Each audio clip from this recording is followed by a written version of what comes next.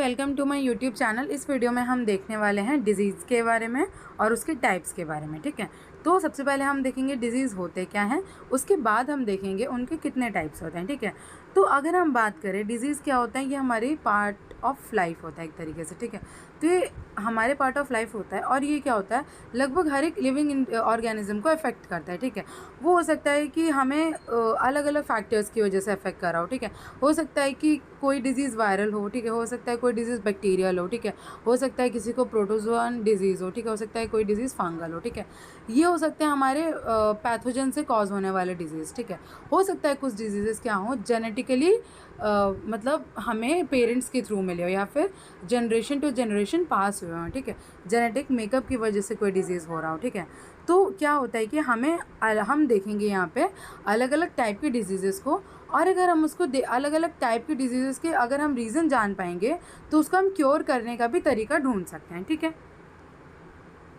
तो सबसे पहले हम देखेंगे इन्फेक्शियस डिजीज़ क्या होते हैं। ठीक है, तो इन्फेक्शियस डिजीज़ किस वजह से कॉज होते हैं, वो पैथोजेंस की वजह से कॉज होते हैं। ठीक है, जैसे कि हमारा बैक्टीरिया हो गया, ठीक है, वायरस हो गया, फंगी हो गया या फिर पैरासाइट्स हो गए। ठीक है, और ये कैसे फैलते हैं, ये एयर से फैल सकते हैं, वाटर से फैल सकते हैं, फूड से फैल सकते हैं या फिर डायरेक्ट कॉन्टैक्ट से फैल सकते हैं। ठीक है, एग्जाम्पल की बात करें तो इन्फेक्शियस डिजीज़ के एग्जाम्पल क्या हो गए, कॉमन कोल्ड हो गया, इन्फ्लुएंजा हो गया, मीजल्स हो गया। ठीक है, HIV हो गया, मलेरिया हो गया, TB एक्सेट्रा। ठीक है, और इनकी ट्रीटमेंट कैसी होती है, इनको या तो हम एंटीबायोटिक्स दें, एंटीवायरल ड्रग्स दें या फिर एंटी फंगल मेडिकेशंस दें।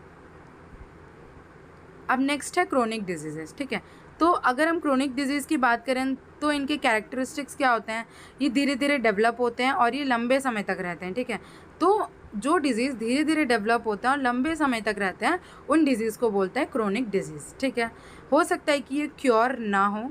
ठीक है, हो सकता है कि ये ठीक ना हो, पर ऑब्वियसली ये मैनेज हो सकता है। ठीक है, इसको हम मैनेज कर सकते हैं। ठीक है, तो इनका रीज़न क्या होता है, क्रोनिक डिजीज़ होने का रीज़न क्या होता है, बेसिकली क्या होता है, अगर हमारे लाइफस्टाइल चेंजेस हों। ठीक है, मतलब हम क्या करते हैं, हमारा हेल्दी लाइफस्टाइल से हम अनहेल्दी लाइफस्टाइल की तरफ स्विच करते हैं, तब ये क्रोनिक डिजीज़ होने के बहुत ज़्यादा चांसेस होते हैं। जैसे कि सपोज़ हम बैलेंस डाइट लेने की वजह कुछ भी उल्टा सीधा खा रहे हैं। ठीक है, जंक फूड्स खा रहे हैं। ठीक है, और मतलब नॉर्मल जितना हमारी बॉडी को protein, carbohydrate, fat, vitamin, mineral की ज़रूरत है वो ना लेके हम और चीज़ें, मतलब जो हमारी बॉडी के लिए हार्मफुल है वो चीज़ें हम इनटेक कर रहे हैं, तो उसकी वजह से भी हो सकता है। ठीक है, स्मोक करने से भी हो सकता है। ठीक है, और लैक ऑफ एक्सरसाइज, मतलब अगर हम एक्सरसाइज नहीं करते हैं तब भी ये हो सकता है। ठीक है, और दूसरा रीज़न क्या है, वही अगर generation to generation pass down हो रही है कोई डिजीज़।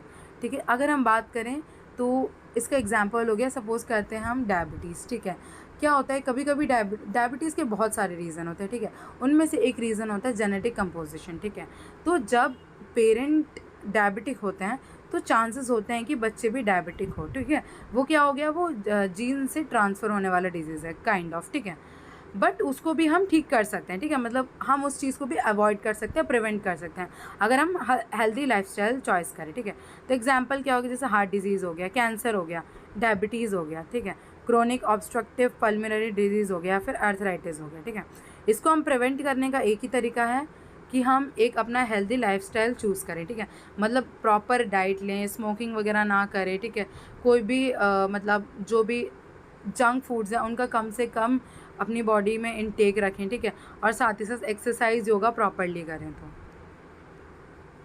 अब देखते हैं जेनेटिक डिजीज़ के बारे में। ठीक है, तो जेनेटिक डिजीज़ के 3 टाइप होते हैं। पहला होता है सिंगल जीन डिसऑर्डर्स, दूसरा होता है क्रोमोसोमल डिसऑर्डर, तीसरा होता है मल्टीफैक्टोरियल डिसऑर्डर्स। ठीक है, तो सिंगल जीन डिसऑर्डर्स में क्या होता है, बेसिकली ये होता है जब हमारे एक सिंगल जीन में म्यूटेशन आ जाए। ठीक है, उसकी वजह से होने वाले डिजीज़ को हम बोलते हैं सिंगल जीन डिसऑर्डर। ठीक है, एग्जाम्पल हो गया cystic fibrosis, sickle cell anaemia, Huntington disease. ठीक है, क्रोमोसोमल डिसऑर्डर्स किसे कहते हैं, जब या तो हमारे क्रोमोसोम की नंबर में चेंजेस आ जाए या एबनॉर्मलिटी आ जाए या फिर उसके स्ट्रक्चर में एबनॉर्मलिटी आ जाए। ठीक है, एग्जाम्पल की बात करें तो डाउन सिंड्रोम हो गया, टर्नर सिंड्रोम हो गया।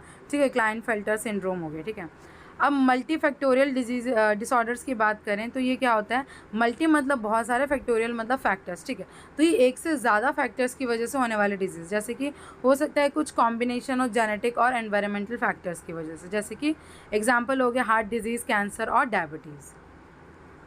अब देखते हैं ऑटो इम्यून डिजीज़ेस किसे बोलते हैं, ठीक है। तो बेसिकली ऑटो इम्यून डिजीज़ देखने से पहले हम ये जानते हैं कि हमारी बॉडी में एक इम्यून सिस्टम होता है, ठीक है, जो क्या कहता है, वो जो क्या करता है बेसिकली, वो फॉरेन जो भी इन्वेडर्स होते हैं जो हमारी बॉडी के लिए हार्मफुल होते हैं, उसके अगेंस्ट वो फाइट करता है और उसको हमारी बॉडी से रिमूव कर देता है, ठीक है।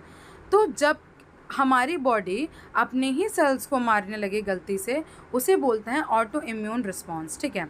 तो क्या होता है, जब ऑटो इम्यून रिस्पॉन्स होता है तो तब क्या होता है, हमारे टिश्यू में इन्फ्लेमेशन होने लगता है और टिश्यू डैमेज होने लगता है, ठीक है। तो अगर हम एग्जांपल की बात करें ऑटो इम्यून डिजीज़ेस की, तो ये होता है कि ल्यूपस हो गया, ठीक है, मल्टीपल स्क्लेरोसिस हो गया, ठीक है, र्यूमेटॉइड आर्थराइटिस हो गया और क्रोन्स डिजीज़ हो गया। अब हम देखते हैं एनवायरनमेंट डिजीज़ेस किसे बोलते हैं, ठीक है। तो एनवायरमेंटल डिजीज़ जो कि एनवायरनमेंट के पल्यूटेंट से होने वाले डिजीज़ होते हैं, ठीक है, जैसे कि एयर पोल्यूशन की वजह से जो डिजीज़ होते हैं, वाटर पोल्यूशन की वजह से, या फिर केमिकल एक्सपोजर की वजह से, या फिर रेडिएशन एक्सपोजर की वजह से।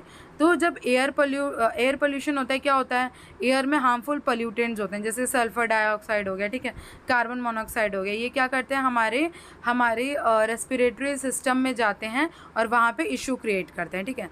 अब वाटर पोल्यूशन, जैसे कि वाटर में बहुत सारे पोल्यूटेंट ऐड हो गए, ठीक है, मतलब क्या होता है, वाटर जब गंदा हो जाता है, क्या करता है ना, मेनली क्या करते हैं, फैक्ट्रीज़ जो होते हैं वो क्या करते हैं, अपने वेस्ट को चेक नहीं करते उससे पहले, मतलब डिस्चार्ज करने से पहले, ठीक है, वाटर बॉडीज़ में डिस्चार्ज करने से पहले। तो एज अ रिज़ल्ट जो हमारे हार्मफुल केमिकल्स होते हैं, ठीक है, हार्मफुल केमिकल क्या होंगे, वाटर बॉडीज़ में चले जाएंगे, ठीक है, वाटर बॉडीज़ में जाके वो क्या करेंगे, वहाँ पे वाटर को पल्यूट करेंगे। तो उसकी वजह से क्या होगा, उसकी वजह से क्रोनिक डिजीज़ हो सकती है, ठीक है, डेवलपमेंटल प्रॉब्लम्स हो सकती है, सिर्फ हमें नहीं, फिशेस को भी हो सकती है। मतलब ऑब्वियसली फिशेस या फिर एक्वेटिक लाइफ, ये मतलब एक्वेटिक जो ऑर्गेनिजम्स होते हैं, जो पानी में रहने वाले ऑर्गेनिजम्स होते हैं, ठीक है, उनको भी बहुत ज़्यादा नुकसान पहुंचता है वाटर पॉल्यूशन की वजह से, ठीक है। अब देखते हैं केमिकल एक्सपोजर, ठीक है, क्या होता है बेसिकली, कहीं कहीं पे वर्क प्लेस पे या फिर कोई जब अच्छे से प्रिकॉशन नहीं लेते हैं, ठीक है, और वो काम कर रहे हैं कंटिन्यूसली, ठीक है, और जिसकी वजह से वो हार्मफुल गैसेस या फिर हार्मफुल पोल्यूटेंट के कांटेक्ट में आ रहे हैं, तो तब भी डिजीज़ेज़ होने के पूरे चांसेस होते हैं, ठीक है। नाउ रेडिएशन एक्सपोजर क्या होता है, कभी कभी लैब्स में ही अगर हम बात करें, नॉर्मली क्या करते हैं, अगर हम यूवी रेस के साथ काम करें, ठीक है, हमने अगर करेक्ट प्रिकॉशंस नहीं लिए, ठीक है, सपोज करते हैं, या फिर सेकेंडली ऐसे कार्सिनोजेनिक सब्सटेंस, जैसे अगर हम बात करें ETBR, इथीडियम ब्रोमाइड, ठीक है, वो भी कार्सिनोजेनिक नेचर का होता है, ठीक है। तो अगर उसको हम हैंडल करते हुए प्रिकॉशंस नहीं ले रहे हैं, तो क्या हो सकता है, वो कैंसर कॉज कर सकता है, ठीक है। तो ये हो गया रेडिएशन की एक्सपोजर की वजह से और केमिकल एक्सपोजर की वजह से, ठीक है। तो जैसे रेडिएशन में मैंने यूवी रेज बता दिया, केमिकल्स में हमारा ETBR हो गया, ठीक है, इथीडियम ब्रोमाइड हो गया।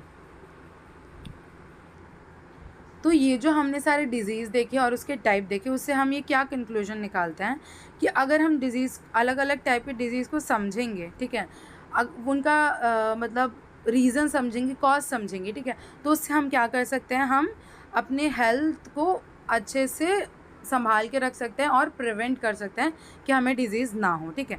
हम हेल्दी लाइफस्टाइल चूज़ कर सकते हैं, हेल्दी हैबिट्स चूज़ कर सकते हैं, रेगुलर मेडिकल चेकअप्स कर सकते हैं, और साथ ही साथ क्या कर सकते हैं, दूसरों को भी अवेयर कर सकते हैं अगर हमें पता होगा डिजीज़ के रीज़न के बारे में, कॉज के बारे में, ठीक है। और साथ ही साथ हम रिड्यूस कर सकते हैं कोई भी डिज़ीज़, मतलब अवॉइड कर सकते हैं, रिड्यूस कर सकते हैं कि कोई डिज़ीज़ ना हो हमें, ठीक है। और साथ ही साथ हम अपनी लाइफ को लॉन्ग कर सकते हैं और हेल्दी लाइफस्टाइल चूज़ कर सकते हैं, ठीक है। अगर आपको मेरी ये वीडियो पसंद आती है तो प्लीज़ लाइक, शेयर और सब्सक्राइब करना ना भूलें। Thank you.